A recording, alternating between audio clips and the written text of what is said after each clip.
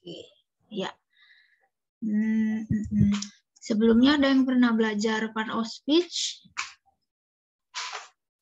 Atau udah pernah dengar?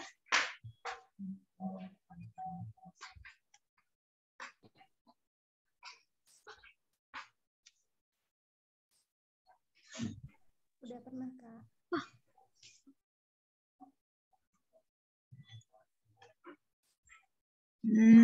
Pernah. Ada yang belum, ada yang pernah. Oke, belum pernah.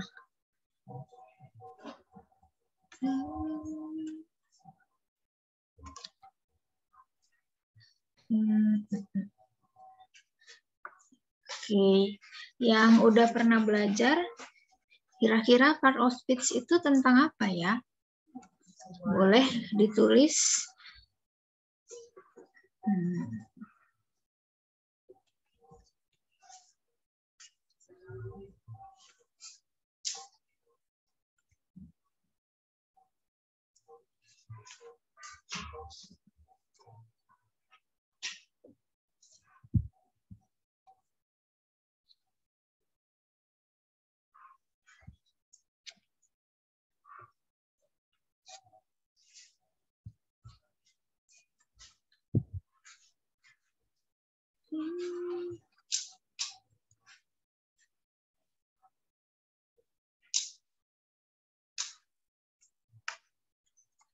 Sentence function of noun. Oke, thank you Marsha. Kelas kata Kiki. Oke, thank you.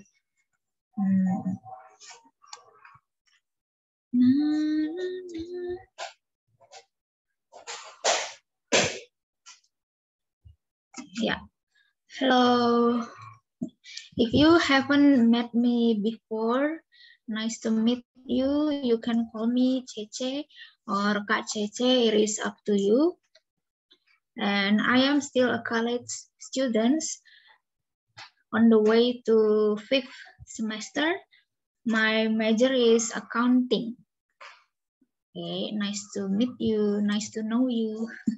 Because I cannot see your face, so I would say nice to know you. Ya. Yeah. And then kita langsung aja ya. Jadi hari ini mau belajar 4 hal. We will learn 4 things. The first one, what is part of speech? The second is, what is the importance about part of speech? Third, what are classification of parts of speech? And the last, what are the function of each of classifications? Jadi, part of speech itu, sebelum kalian belajar ke tensis, sudah harus paham kelas kata. Jadi yang mana kata benda, yang mana kata kerja, yang mana kata sifat, dan lain-lain gitu ya. Karena banyak orang yang salah konsep. Jadi kalau ditanya belajar bahasa Inggris dari mana, mereka jawabnya belajar dari tensis. Padahal itu bukan salah sih, kurang tepat. Oke, jadi kalau mau belajar dari dasar, ibaratnya kosakata sehari-hari udah bisa ya, kayak kosakata kegiatan sehari-hari atau tanggal, hari, itu udah bisa. Nanti boleh masuk ke part of speech atau kelas kata. Nah, kalau dilihat dari definisinya, a part of speech is one of the types of English words. This is a term used in traditional grammar for one of the 9 main categories into which words are classified according to their functions in sentences. Jadi, kalau dibahas secara singkat, part of speech itu terdiri dari 9 kelompok kata. Nah, fungsinya untuk apa sih? Jadi kita bisa nentuin kalau dalam suatu kalimat, dia ini berdirinya sebagai apa. Nama lain dari part of speech itu namanya word classes. Jadi dia elemen paling penting dari grammar. Kenapa belajar part of speech? Kalau kalian udah paham, kalian nggak bakal kebalik-balik gitu ya. Karena ada orang yang jago nih grammarnya, tapi giliran ditanya kata kerjanya yang mana, belum tahu gitu ya. Atau ditanya kata sifat sama kata keterangan bedanya apa, mereka belum bisa jawab. Itu concern utama ya. Kenapa kita belajar part of speech. Oke, terus next, importance of parts of speech.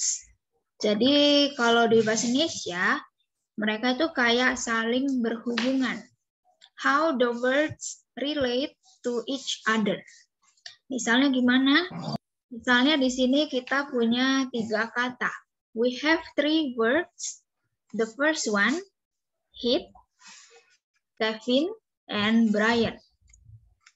Jadi kita punya 3 kata.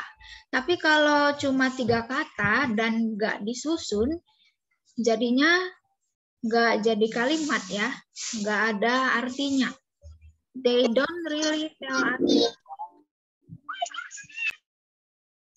Tapi kalau misalnya kita buat kalimat dari 3 kata itu, nanti itu kita bisa analisis part of speech-nya.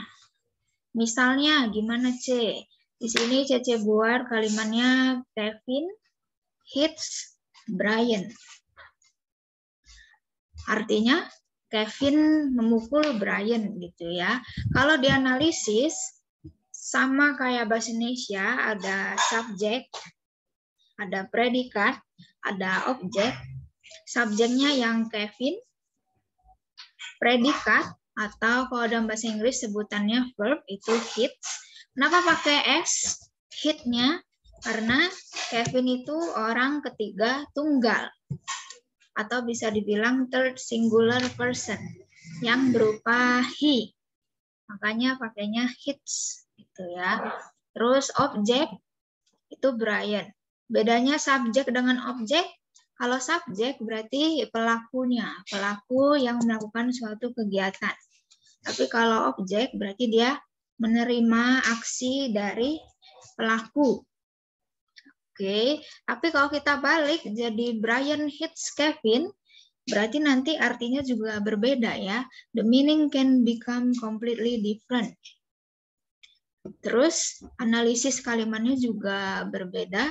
Subjek Brian, verbnya sama, tinggal kita balik subjek dan objeknya. Objeknya yang dikenai aksi ternyata Kevin. Kalau kita balik kalimatnya, alias balik subjek dan objeknya. Jadi itu fungsi part of speech, supaya kalimatnya ada artinya. Oke. Kalau ada pertanyaan boleh langsung tulis di kolom chat. And then ini intinya ya. Jadi part of speech itu ada 9. Sengaja warnanya beda-beda biar nggak bingung ya. Nah, kita bakal bahas satu-satu nih. Yang pertama, noun. Noun is the easiest one among the 9 parts of speech. Jadi kata benda itu kelompok kata yang paling gampang. Maksudnya gampang apa? Gampang dikenalin kalau di suatu kalimat. Karena biasanya noun itu merujuk ke orang, person, tempat, sama benda. Benda itu kan banyak macam ya. Ada yang bendanya makhluk hidup, hewan, tumbuhan, atau bendanya dia bentuknya nggak ada wujudnya. Itu nanti dibahas di jenis-jenis noun. Bisa juga kata benda itu berupa aktivitas, atau berupa kualitas, atau bisa juga berupa ide, an idea. Oke, di sini ada gambar a person, and then this is maybe buildings, and then this is a church, gereja. Terus kalau mau dikasih contoh secara spesifik, ada nama orang, Elizabeth. Terus nama pekerjaan, teacher, lecturer. Nama negara, Indonesia, Singapura. Terus ada town, city, ada nama hewan, terus rumah, dan segala isinya. Dan ada kata benda yang dia itu bentuknya nggak ada wujud, kayak happiness or sadness. And then creativity, itu nggak ada wujud yang bisa dipegang. Termasuk kata benda juga. Nah, kalau dimasukin ke kalimat, mau bikin kalimat di bahasa Inggris itu sama kayak bahasa Indonesia. Ada subjek, ada predikat, ada objek. Kalau mau ditambahin keterangan waktu, keterangan tempat, boleh. For example, my lecturer is a very nice person.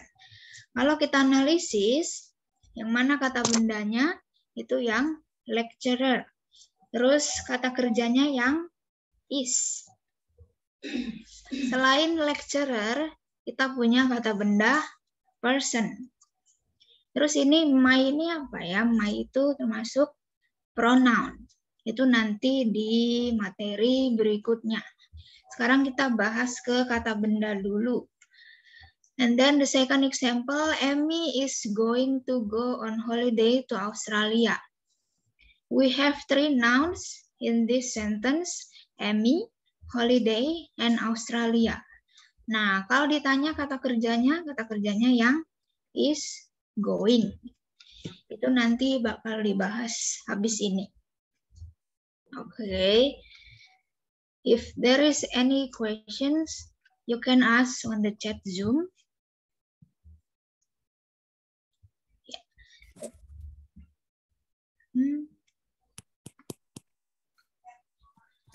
Next, kita mau belajar jenis-jenis kata benda. Jadi ternyata kata benda itu lumayan banyak jenisnya. Oke, yang pertama ada proper nouns. Jadi proper nouns itu biasanya ciri khasnya dia udah ada namanya sendiri. Terus dikasih huruf kapital. Or you can say begin with a capital letter.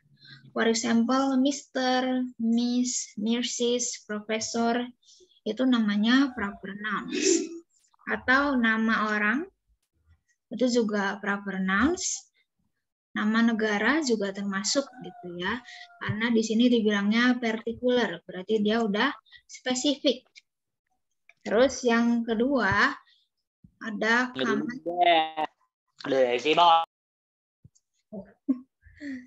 Oke, yang kedua ada common nouns. Common nouns itu kata benda umum. Berarti dia nggak ada nama spesifik. Dan dia nggak perlu huruf kapital.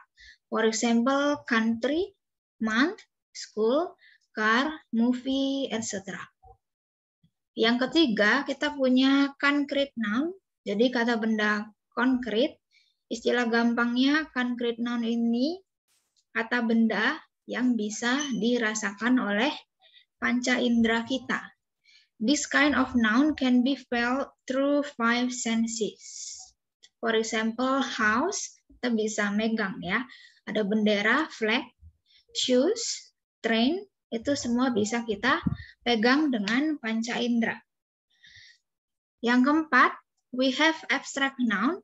Sesuai namanya, kalau abstrak, berarti kita nggak bisa megang wujudnya.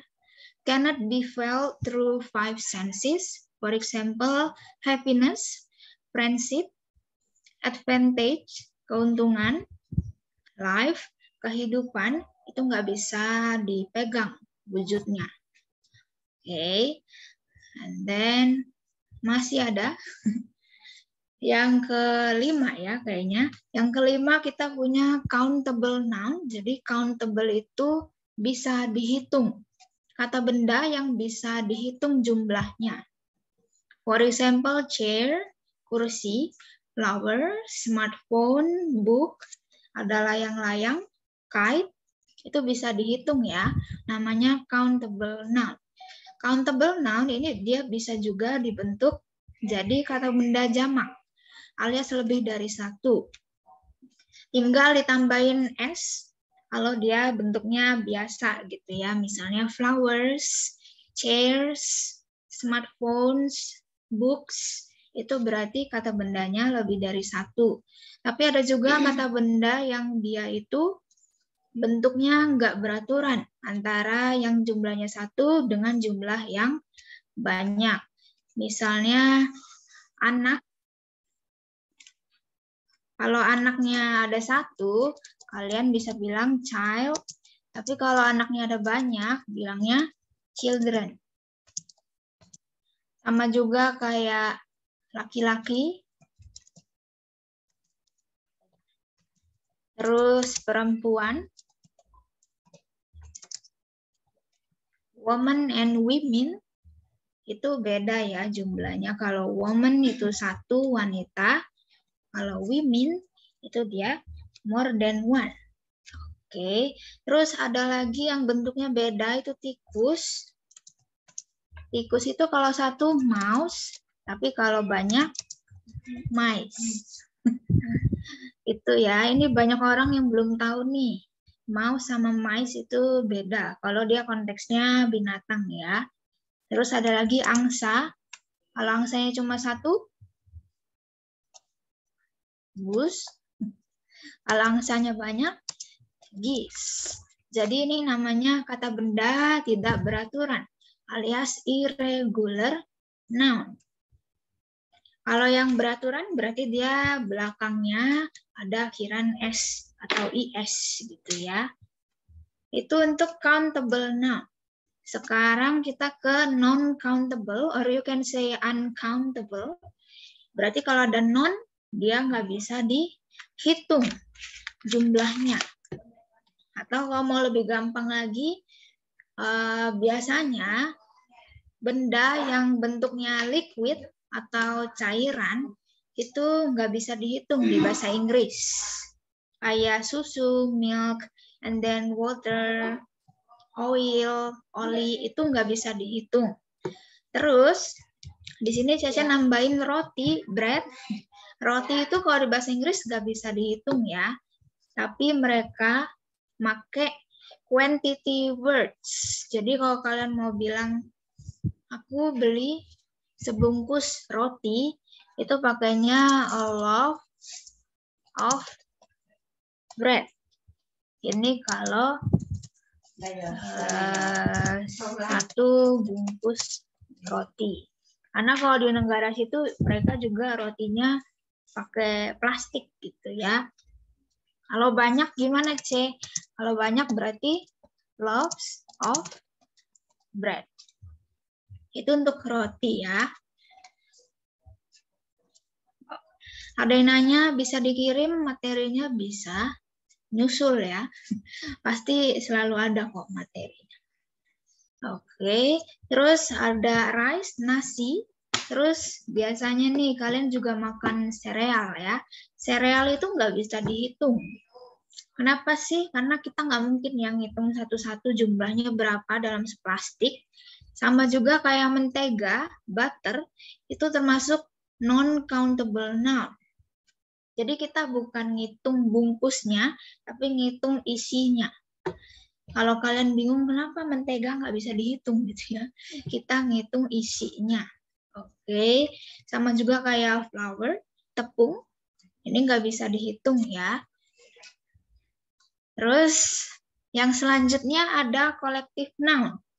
Collective noun refers to the group of things, persons, or animals. Jadi kata benda kolektif itu biasanya dia kayak sekelompok. Walaupun cuma satu kelompok, isinya ada banyak. Misalnya kayak kelas, terus army, tentara, family, isinya ada ayah, ibu, blank gitu ya. Itu namanya collective noun. Jadi dia isinya lebih dari satu. Oke. And then lanjut ke pronoun. Pronoun ini maybe you always see pronoun every day on social media. Karena sekarang kalau medsos itu udah ada pronounnya gitu ya. Kayak pronounmu apa? Oh, she, her, or he, him. Itu pasti ada gitu ya kalau di pengaturan sosmed. Pronoun itu artinya kata ganti. Berarti kalau kata ganti dia menggantikan kata benda.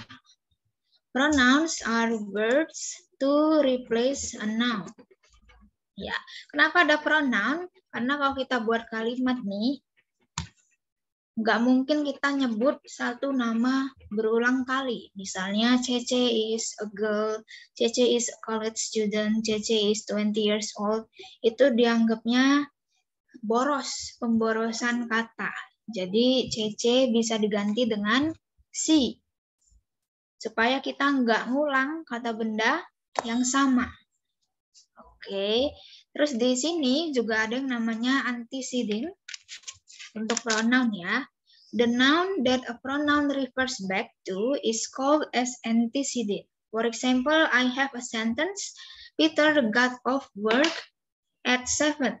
Then he went home. Kalau ditanya yang mana antecedentnya, yang Peter. Terus yang mana pronounnya, yang he. Oke. Sekarang mau bahas yang macam-macam pronoun. Ini kebetulan ada 6 ya.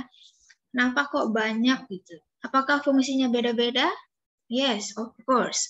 They all have different functions in sentences.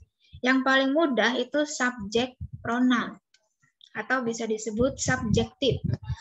Like I said before, subject is the person or the thing yang melakukan suatu aksi. Subjek, berarti dia melakukan atau pelakunya. Ini dari SD pasti udah pernah ketemu ya. Ada Dewi, Ayu, he, she, it, itu namanya subjek.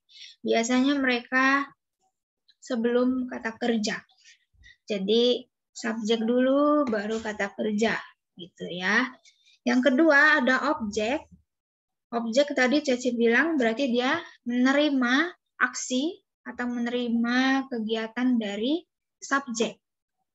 Nah, bedanya apa sih? Jadi, karena acuannya dari subjek pronoun, mereka itu berubah bentuk. Dari I ke me, you tetap ke you, terus he ke him. Jadi, dia berubah bentuk gitu ya. Contohnya gimana? Misalnya, Cece buat yang gampang.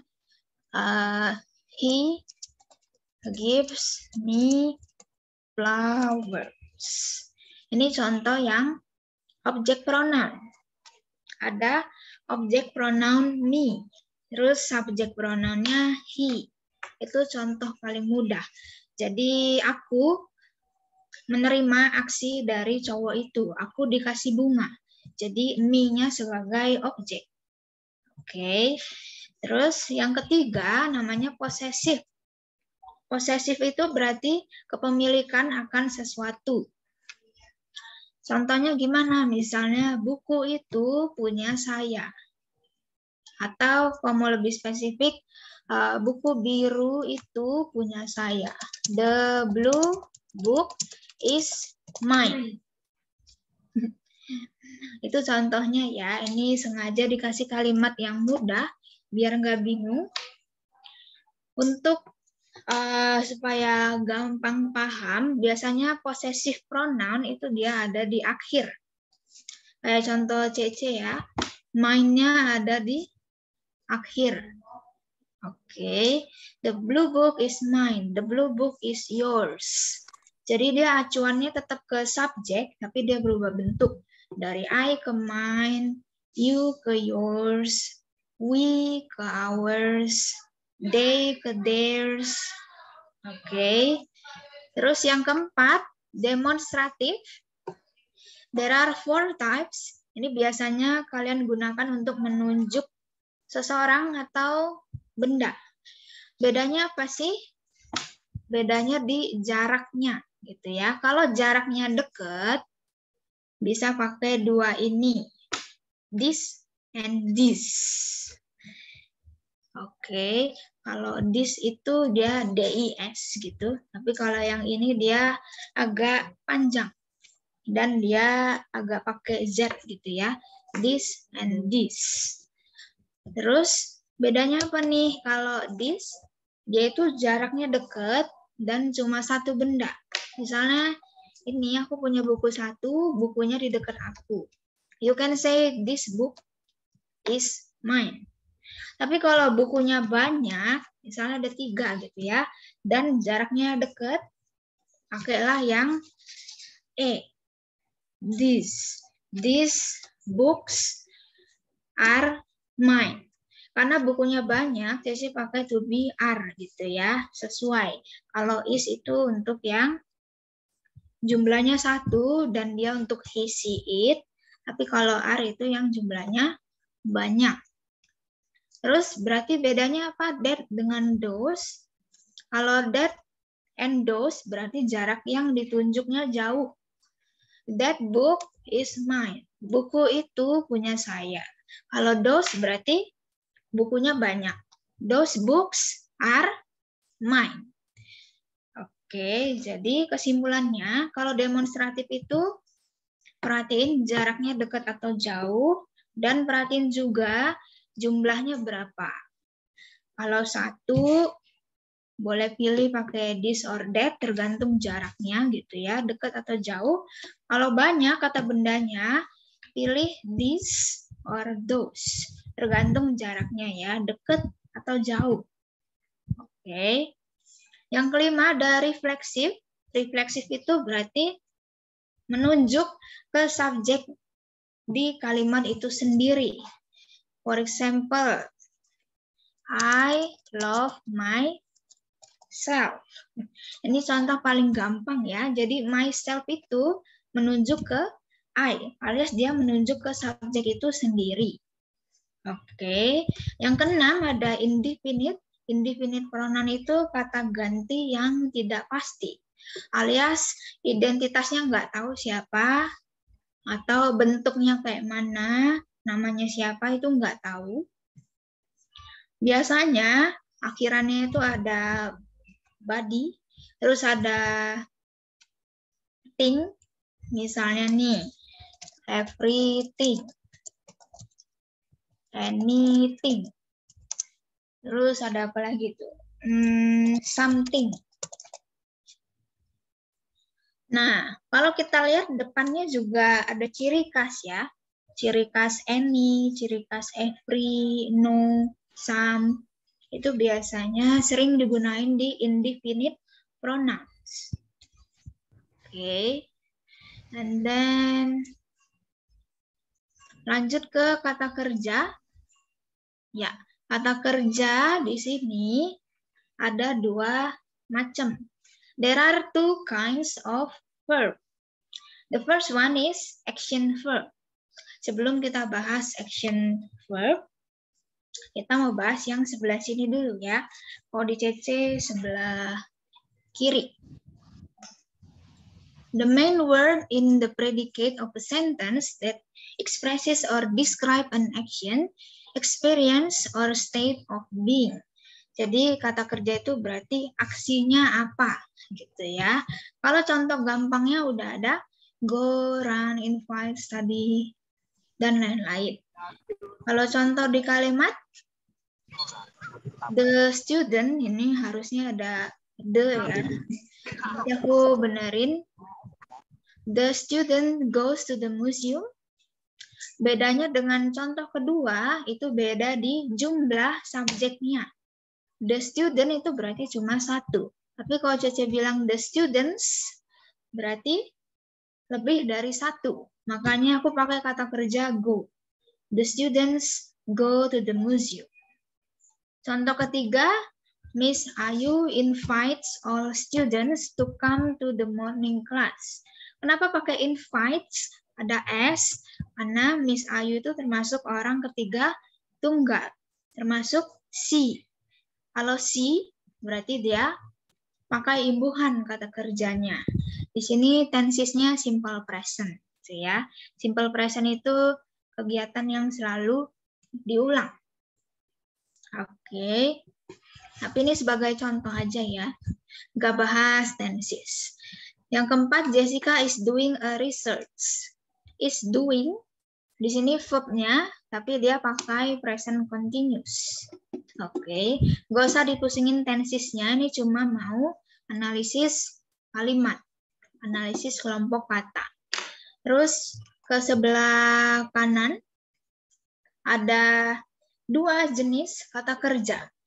The first one, action verb.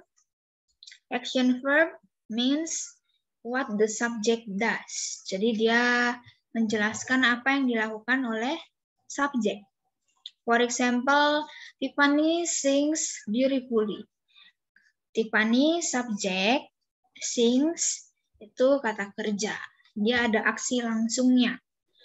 Yang kedua ini agak berbeda. The name is linking verbs or helping verbs. Bedanya apa sih sama action verb? Kalau yang jenis kedua, linking verbs, itu dia nggak ada aksi langsung, tapi mereka lebih menghubungkan kata kerja dengan informasi tambahan tentang si subjek. They connect the subject of a verb to additional information about the subject. Misalnya nih, Cece punya kalimat, terus aku pakai to be is. He is a pilot. Dari kalimat he is a pilot, kita punya linking verb is. Nah, is ini bukan kata kerja aksi gitu ya, karena dia bukan berupa aksi langsung, tapi dia menghubungkan he dengan a pilot. Jadi a pilot ini informasi tambahan untuk si subjek. Oke, selain is MR itu ada was were. Was were itu biasanya dipakai kalau kejadiannya udah lewat dan udah selesai gitu ya. Terus ada has or have, ada been, ada are being sama is being gitu. Oke, yang penting kalian bisa bedain yang mana action verb, yang mana linking verbs gitu ya. Kalau linking verbs berarti dia menghubungkan subjek dengan informasi tambahan tentang si subjek. Oke, atau bisa disebut juga to be. To be. Nama biasanya mereka makanya to be gitu ya, atau be. Be itu isinya banyak nih, ada 5. Oke, poinnya. Ada yang bertanya? Rekaman live ini aku kurang tahu karena I am not the admin, jadi boleh ditunggu ya. And then next. Terus kita mau belajar yang namanya modals. Biasanya nih orang-orang belum banyak yang tahu. Mereka tahu sih kata kerja, tapi tentang modal belum tentu tahu gitu ya. Jadi ada kata kerja yang namanya modals. Modals ini ternyata isinya ada banyak gitu ya. Apakah sering dipakai di kehidupan sehari-hari? Kalau menurut Cece sering sih. Dan jenisnya berbeda-beda gitu ya. Misalnya yang paling sering dipakai, kalau kalian pasti sering dengar can, I can swim. Jadi can itu menunjukkan kemampuan or ability. Kalau nggak bisa berenang, I cannot swim. Jadi bukan I cannot swimming, I cannot dancing, tapi kata kerjanya itu dia verb dasar. I can swim, I cannot swim. I can sleep, I cannot sleep. Itu kerja atau aturan dasar dari modals. Kalau sebelahnya memakai kata kerja lagi, pakailah verb yang paling dasar gitu ya. Tapi kalau misalnya sebelahnya bukan kata kerja, mau bilang aku bisa menjadi pintar gitu ya. Misalnya berarti kalimatnya I can be a smart student. Ini contohnya. Kalau misalnya dia sebelahnya bukan kata kerja aksi, kalian bisa nambahin be. I can be a smart student. I can be a beautiful girl. I can be a handsome man. Itu untuk can dengan cannot. Ya, kalau cannot itu berarti nggak bisa. Kalau disingkat itu can't or can't. Tergantung aksennya. Kalau Cece lebih suka British, can't. Terus yang kedua kita punya should. Oke, should itu biasanya dipakai kalau kamu mau ngasih saran ke orang lain. Apakah perlu dilakuin? Enggak juga. Yang penting kalian udah ngasih saran ke orang itu. To say something is necessary. Jadi kalau nggak diturutin juga nggak apa-apa, gitu ya. Tapi kalau diturutin lebih baik atau lebih bagus, itu bisa pakai should. Misalnya ada orang yang lagi sakit, kalian bisa bilang you should go to the doctor. Sebaiknya kamu pergi ke dokter. Itu kita ngasih saran, ya kan? Mau diturutin mau enggak ya, bebas gitu ya. Karena yang sakit bukan kita. Kita cuma ngasih saran. Tapi kalau bentuk negatif tinggal tambahin not. Shouldn't or should not. Jadi L-nya nggak dibaca. Silent L. You shouldn't, contohnya misalnya, you shouldn't take the money. Harusnya kamu nggak ngambil duitnya gitu ya. Oke. Atau kalau di bahasa Inggris, shouldn't itu to say you are able to do something. Next, ada have to di sini ya. Ya, have to ini biasanya lumayan mengikat gitu. Alias biasanya sih harus diturutin gitu ya. For example, you have to go to the doctor. Alias, ayo dong, turutin perintahku.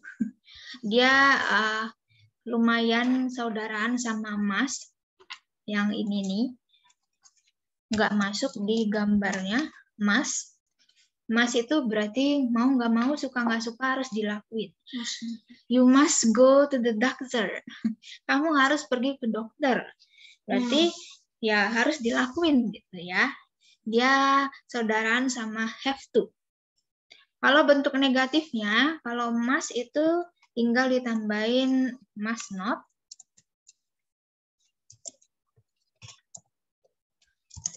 Kalau have to itu tinggal tambahin don't or doesn't. Bedanya apa? Don't sama doesn't tergantung subjeknya. Kalau subjeknya they, we, are, you, pakailah don't.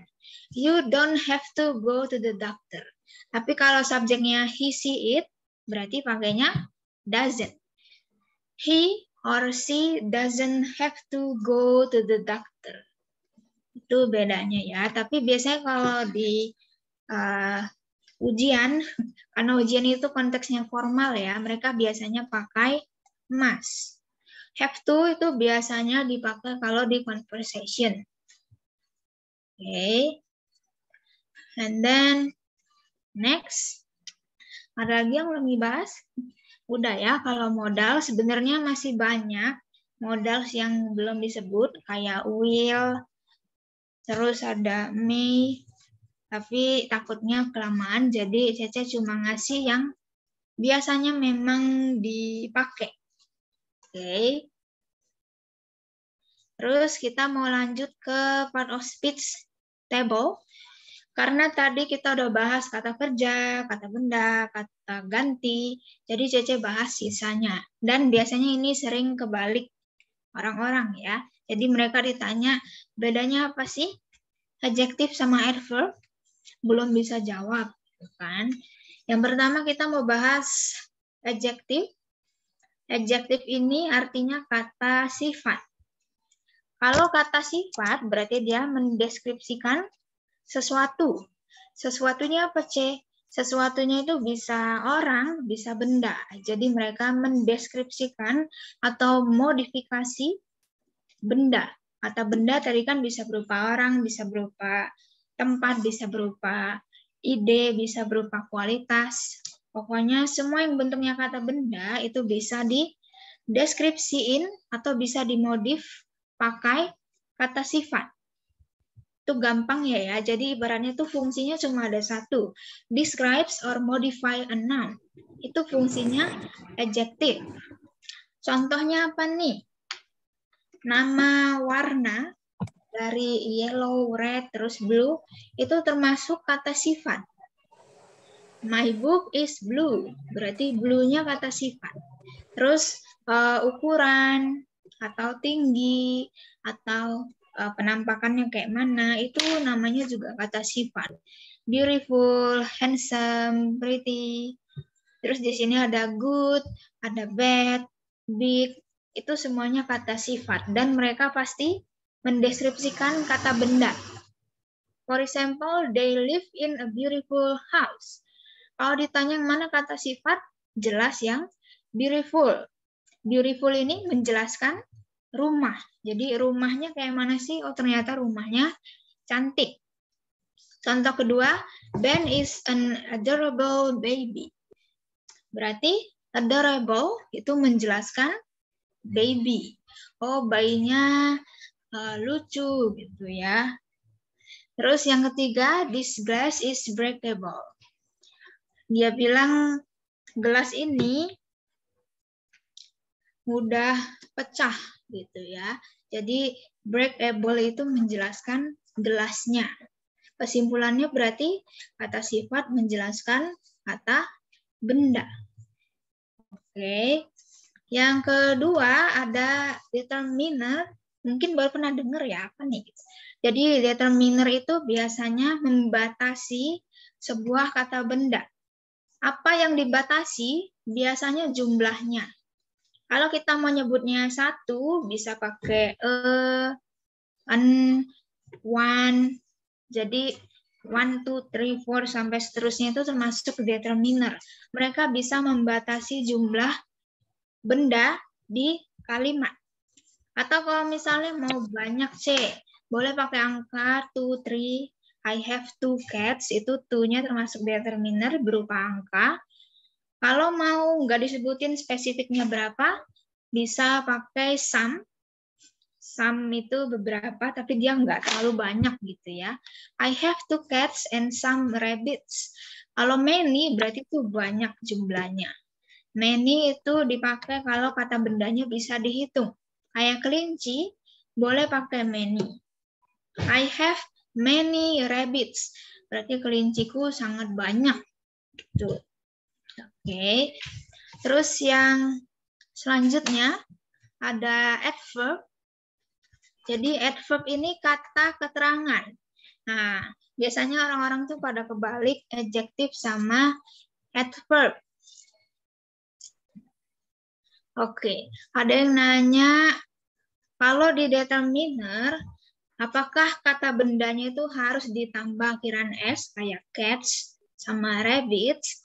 Jawabannya tergantung jumlah kata bendanya. Kalau misalnya cuma satu, berarti nggak perlu ditambah akhiran S. Misalnya, I am a teacher. Sama an berarti dia jumlahnya cuma satu. Jadi nggak perlu ditambah S. Tergantung determinernya ya apa. Kalau misalnya determinernya ya artinya lebih dari satu, berarti kata bendanya juga dijadiin kata benda jamak. Oke, misalnya there are 3 teachers. Ini beda ya sama I am a teacher. Karena kalau 3 berarti dia lebih dari satu. Kita harus buat kata bendanya jamak juga supaya sesuai. There are 3 teachers. Oke, jadi balik lagi. Kata bendanya ada berapa? Dihitung dulu. Terus pilih determinernya udah sesuai belum ya? Kalau determinernya some, many, terus angkanya lebih dari satu, berarti kata bendanya juga harus dibentuk jamak. Oke. And then next adverb, jadi kata keterangan namanya ya. Kata keterangan. Kata keterangan ini fungsinya ada 3. describes a verb, adjective, or adverb.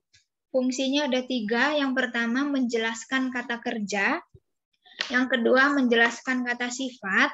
Yang ketiga menjelaskan kata keterangan yang lain. Itu. Kenapa kok lebih banyak? Coba kita lihat contohnya ya. Di sini ada my cat eats quickly. Kalau ditanya quickly itu menjelaskan apa sih? My cat atau eats? Jawabannya quickly menjelaskan eats. Jadi gimana cara makannya? Oh, ternyata makannya cepat ya. Terus contoh kedua, when he is very hungry. Kenapa ada very? Very itu menjelaskan dari hungry.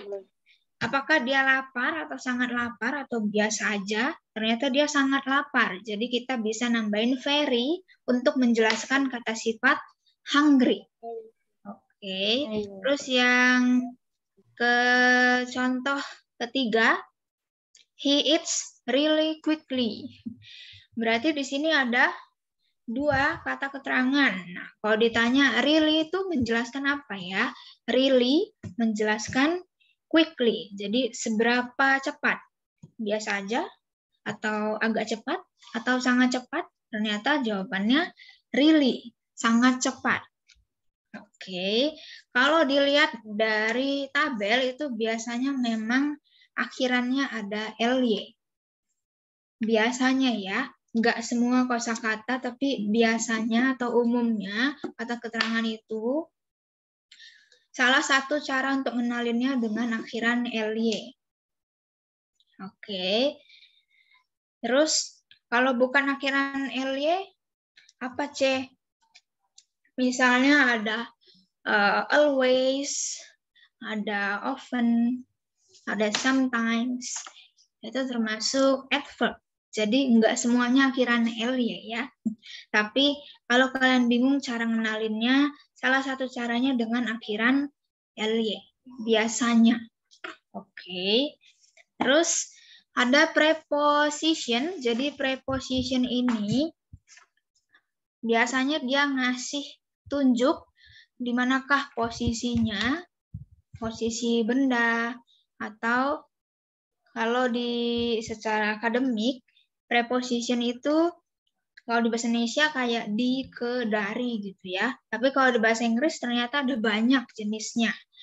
Nah, di sini ditulis links a noun, pronoun, and phrases to other words in a sentence. Jadi biasanya preposisi itu menghubungkan kata benda atau kata ganti atau frasa lain dengan kata-kata lain di kalimat tersebut. Yang paling populer ada in, at, on. Itu paling populer ya kalau di bahasa Inggris. Misalnya di sini ada contoh he sat on the chair. Kalau ditanya on itu menghubungkan apa ya? Berarti on menghubungkan sat dengan the chair. Jadi kata bendanya the chair dia menghubungkan dengan kata lain sat. Alias dia nunjukin posisi. Terus berarti on itu biasanya dia di atas suatu permukaan. Oke, bedanya apa dengan in? Kalau in itu di dalam sesuatu. There is some milk in the fridge. Nah, kenapa bukan there are some milk? Karena susu itu nggak bisa dihitung jumlahnya, jadi selalu pakai yang bentuknya singular. There is some milk in the fridge. Contoh ketiga, masih nunjukin posisi, she was hiding under the table.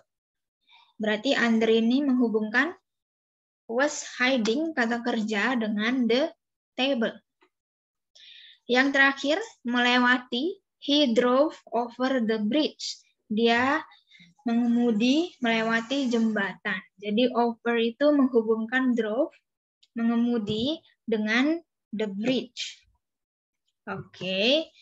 Nah, kalau kalian belum belajar penggunaan in, at, on, silakan belajar nanti ya. Karena biasanya orang-orang tuh belum banyak tahu cara gunain in, at, on itu yang seperti apa. Terutama kalau konteksnya waktu. Misalnya Cece tanya, kalau bulan dari January until December itu pakainya in, at, or on, itu kebanyakan orang-orang masih bingung atau mereka nggak yakin sama jawabannya. Pakai apa ya gitu. Kalau nama bulan itu pakainya in. Oke, jadi yang seperti itu boleh kalian belajarin sendiri. Karena itu termasuk tata bahasa. Next. Ya. Selanjutnya kita punya konjungsi or conjunction. Jadi konjungsi ini bedanya dengan preposisi. Kalau preposisi itu ibaratnya kayak menghubungkan kata benda dengan kata lain. Tapi kalau conjunction itu menghubungkan kalimat dengan kalimat. Sentence with sentence, or you can say clause with clause. Clause itu kalimat. Oke, klausa. Sama aja kayak kalimat gitu ya. Terus di bahasa Inggris ada dua macam. There are two types of conjunction usually. The first one is coordinating. Coordinating ini ada 7 macam. Bisa diingat. Singkatannya kalau kalian pernah dengar itu fanboys. Jadi F-nya untuk for, A-nya untuk N-nya untuk nor. Itu bisa diingat ya. Jadi kalian nggak bakal kebalik. Yang mana coordinating, yang mana subordinating. Oke, karena kebetulan yang coordinating cuma ada 7 nih. Bisalah diingat pakai singkatan fanboys. Dan coordinating conjunction ini pasti sering ketemu. Mau di text reading, mau dimanapun, karena mereka biasanya sering dipakai. Nah, fungsinya apa? Di sini ada 3 coordinating conjunction. I like English and math. Berarti kalau N ini berbagi ide yang sama. Suka dengan suka. Sama-sama suka gitu ya. Tapi kalau but, tetapi kondisinya bertentangan gitu ya. Or you can say in contrast. I like English but I don't like math. Saya suka bahasa Inggris tapi saya nggak suka matematika. Dia ada 2 kondisi dan saling bertentangan. Yang satunya suka, yang satunya nggak suka. Nah, bedanya apa dengan yet? Life is full of troubles, yet none wants to die. Jadi yet ini hampir mirip kayak but, tetapi bedanya kalau yet itu lebih ke kita kaget atau mungkin kayak ya udahlah karena nggak bisa diubah gitu ya. Tapi biasanya yet itu ibaratnya kamu nggak expect kalau hasilnya bakal kayak gitu. Jadi dia bilang hidup ini penuh tantangan, tapi hebatnya nggak ada yang mau meninggal gitu ya. Istilahnya kayak ya udah dihadapin aja gitu. Itu bedanya but sama yet. Contoh lain yang lebih gampang apa C? Misalnya saya nggak belajar, tapi saya lulus. Kaget ya, karena kok nggak belajar lulus gitu. Itu juga bisa pakai yet. I didn't study, yet I passed the exam. Jadi kaget sama hasilnya. Atau nggak expect sama hasilnya bakal seperti itu. And then kita bahas yang subordinating conjunction. Di sini sebenarnya ada banyak jenisnya, tapi nggak muat di tabel. Jadi Cece cuma tulis yang biasanya keluar. Ada after, before, although, because, if. Itu semuanya namanya subordinating conjunction. Jadi kalau misalnya ditanya cara bedanya gimana ya, yang mana coordinating sama subordinating, kayak tadi, minimal kalian udah hafal isi coordinating conjunction, karena cuma ada 7 gitu ya. Kalau udah hafal, dan udah paham fungsinya, kalian bisa bedain. Oh, yang ini coordinating conjunction, yang itu subordinating gitu ya. Tapi kalau secara penggunaan memang beda-beda ya. Kalau after itu setelah. After I teach, I'll buy some coffee. Terus ada when. When we arrive at school, the principal greets us at the door. Ketika kita tiba di sekolah, kepala sekolahnya menyapa kami di pintu. Terus bedanya apa dengan unless? Jadi biasanya unless ini selalu kawanan dengan if. Biasanya digunain kalau misalnya kalian mau berandai-andai tentang sesuatu or imagine. Kalau if itu kan jika ya. Jika saya punya banyak duit, saya akan beli HP bagus. Itu kamu lagi berandai-andai. Berarti sekarang udah punya duit banyak belum? Belum, karena kamu masih berandai-andai. If I had more money, I would buy, misalnya I would buy an iPhone gitu ya.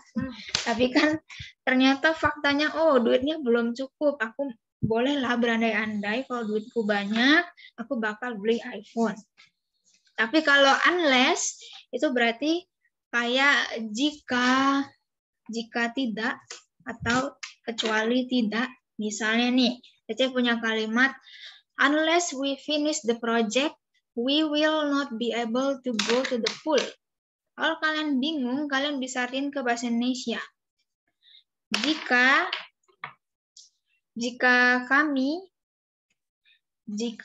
tidak atau kecuali jika kami selesain proyeknya, kami nggak bakal bisa pergi ke kolam renang. Ibaratnya kalau kami nggak kerjain proyeknya, kami nggak bisa pergi berenang. Itu arti gampangnya, gitu ya. Tapi kalau arti resmi, unless itu kayak kecuali jika. Dia ada kecuali. Oke. And then yang terakhir dari kelas kata, ada interjection. Ya, interjection ini sebenarnya kalau dibilang penting, tapi biasanya dipakainya di conversation gitu ya.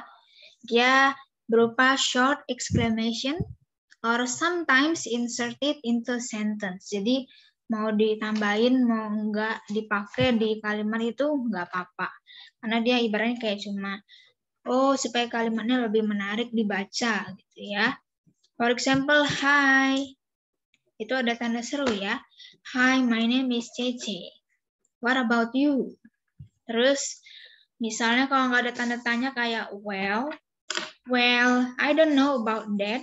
Kalau di bahasa Indonesia kayak ya gue nggak tahu tentang itu gitu.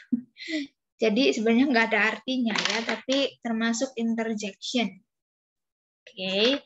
Kalau interjection lumayan mudah, tapi yang lainnya itu harus paham ya.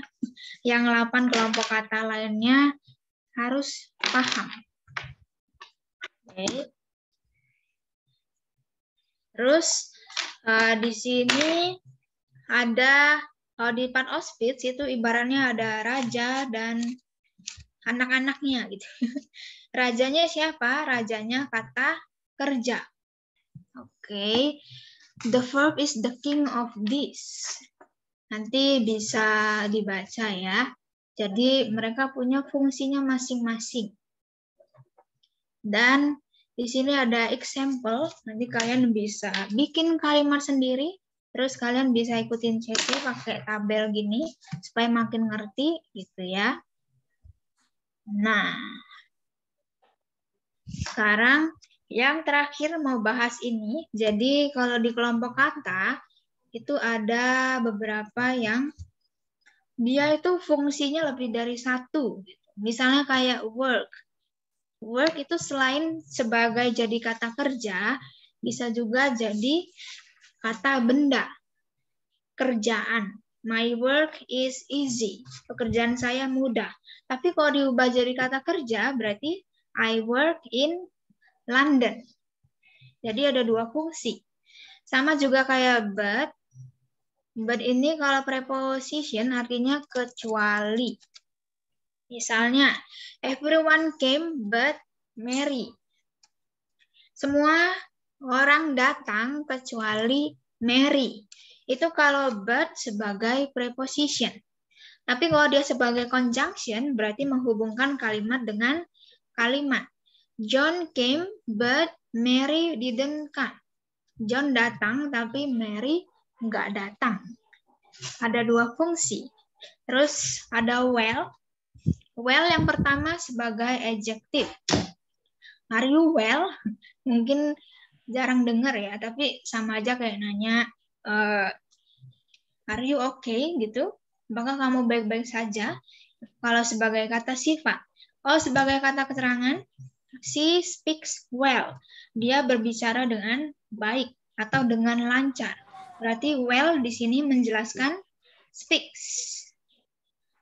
Dan yang tadi sebagai interjection yang nggak ada artinya gitu ya. Well, that's expensive. Yang terakhir ada afternoon. Dia bisa jadi noun, bisa juga noun acting as adjective. Misalnya, we ate in the afternoon. Afternoon di situ sebagai kata benda. Kalau dia sebagai kata sifat, berarti dia menjelaskan kata benda. We had afternoon tea. Berarti afternoon menjelaskan teh.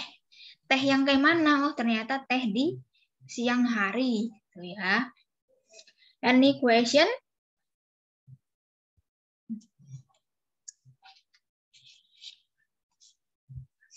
Kalau mau tanya boleh.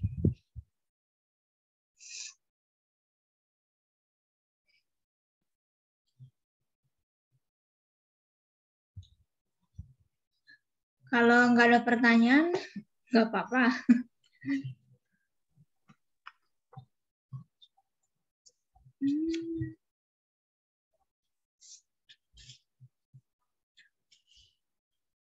Oh, ada yang raise hand.